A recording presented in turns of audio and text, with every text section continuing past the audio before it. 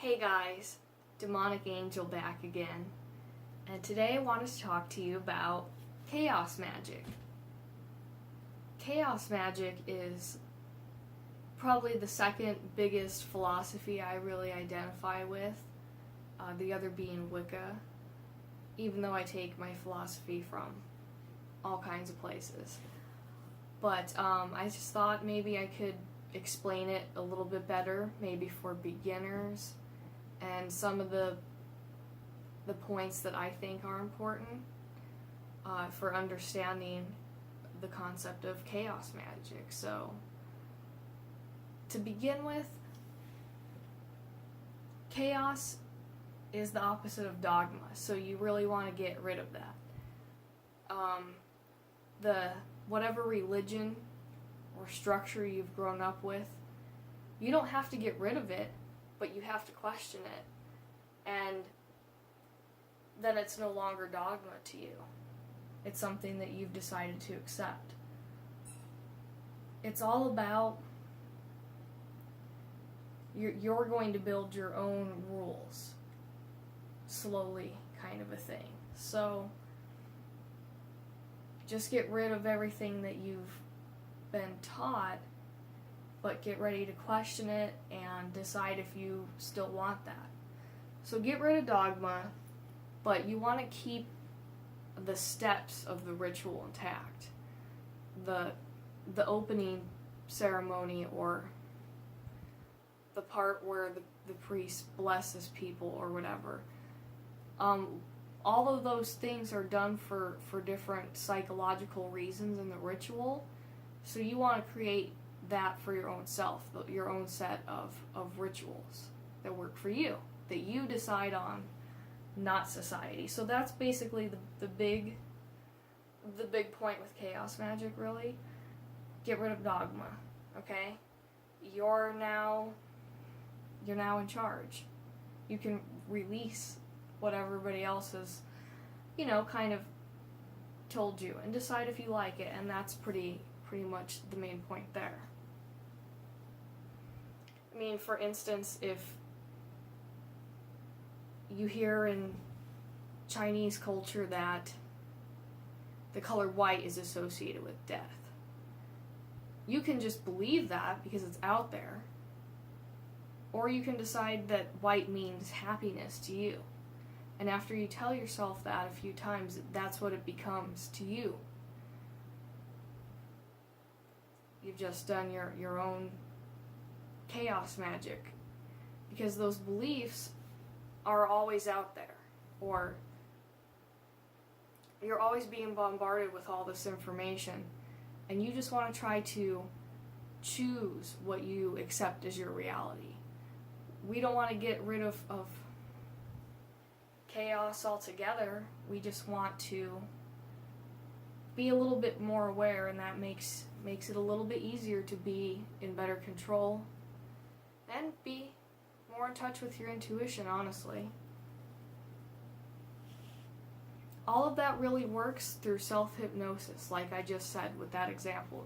You tell yourself the color white means happiness to you, and after you tell yourself that a few times, you're just self-hypnotizing yourself into believing that. But you are going to have to believe or associate that color with something, because our brains are like that. They need meaning, So just be aware of that, and that helps you have a little bit more control. And like I said, you do want to keep these rituals intact, like the processes. For instance, after I do magic or spell work, or I go for a day at the cemetery, I will take a really hot Epsom salt bath, and I'll just feel myself sweating out that negative energy or that heavy energy that I took on, so I can leave that event in place, that encounter with death, or I've drained my energy somehow, in order to close that, physically, psychologically, all of that. I'm going to keep the you know what I mean? the closing ritual intact. So, it's your church, right? It could be where you put your hand in the water and you do the sign of the cross, and that's their symbolic ritual of closing, or that church is over. But for you, you could take a ritual bath if you want. You don't have to do that. You could light candles, or in some way you need to physically acknowledge the closing, just like the opening of any kind of ritual or ceremony you do. It's feeding into your own symbology, and it helps you to process that, and you want to keep that as much as you can.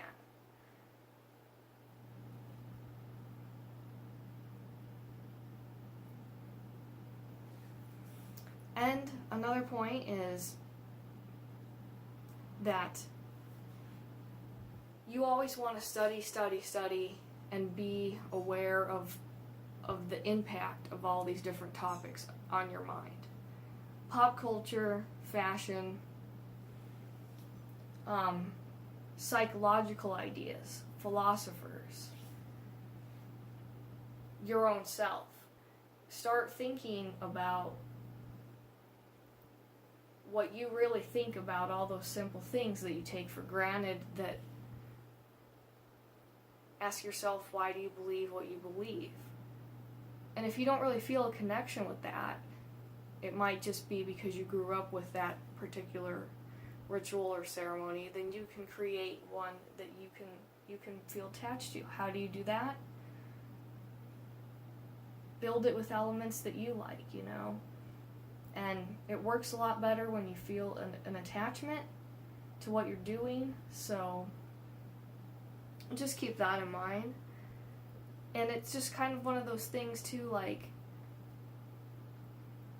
you can be aware of how you think people perceive you, and you can dress hippie or goth, or you can become whatever you wanted to be, you've always wanted to be.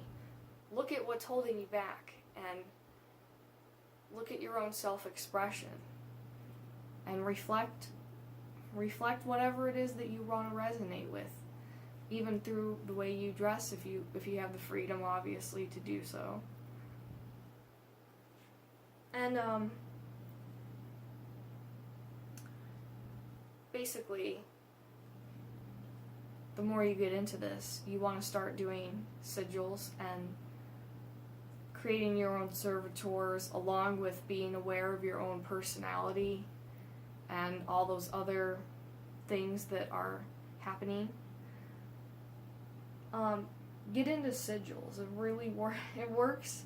I'm not a good drawer at all. I was talking to you guys about that in my last video, but one second. This is the sigil that I drew to represent my masculine aspect. So, you don't have to be good at drawing to do a sigil. It means whatever you want. I mean, that drawing is ridiculous, but I put energy into it, and I put love, and I wanted logic and that kind of connection, and I just put it all into a sigil. And so every time I look at that, my subconscious associates that with everything I've created and reflects it back to me, and I get a lot of energy from that. So definitely give sigils a try, and let me know how that's going for you guys. And another idea with this is you can't control everything, and you wouldn't want to, but you can be aware of all these things that you're absorbing and taking on. It's one of those things like when people bottle up their emotions, and then all their anger or their sadness, sort of implode on them. It's because the anger didn't go away, or the issue, it just got covered up. You're trying to uncover what's beneath the surface. You can't construct your personality 100% every little bit, and you can't make it so that you'll never have nightmares.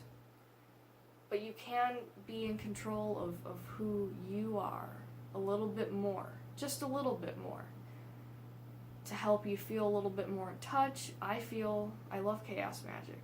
I feel a lot more calm, and also I really feel like I understand the power of my own imagination and how it's all symbolic and psychological. It doesn't really matter how real it is, because it's in my mind, and that is a real power in itself. So, like I said, if you were not to pay attention to these things, your subconscious would just construct it for you anyway. You would absorb whatever you grew up with. You would never question it. You would never progress on your road to individuation. So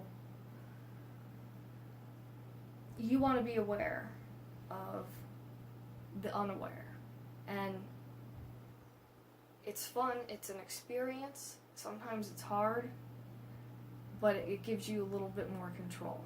And some of that has to do with magic, but some of it is just more about trying to dig deeper within to your own self, whatever that means.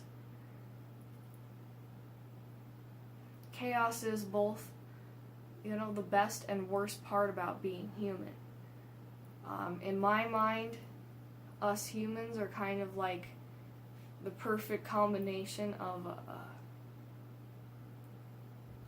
a god and an animal in one thing. That's us, and those two forces are pretty opposing, but they're really beautiful together too. We're the only species like that, and that's what makes us special. So it's just, life is chaos. It's your worst and best friend. And through chaos and some self-hypnosis, you can learn to construct your own personality the way that you want. You can put your will into things. It's really about connecting with your will and yourself. I hope that this helped you guys out a little bit, and thanks for hanging in there with me, you guys. I really appreciate it. Tell me about your experiences. How would you guys describe Chaos Magick for you? And just thank you for all your support. I really appreciate it. It's good to talk about this kind of stuff. It really is. So I think my next video, I'm going to go into the tarot cards. I'm not going to individually read all of them to you from the minor and major arcanas, but I'll go over what the tarot cards themselves sort of represent or mean, or some of the symbols in them that what you really want to look for, and kind of simplify that. So, in 20 minutes or less, we'll talk about tarot cards. So that will be my next video. Thanks again, guys, and I'll see you later.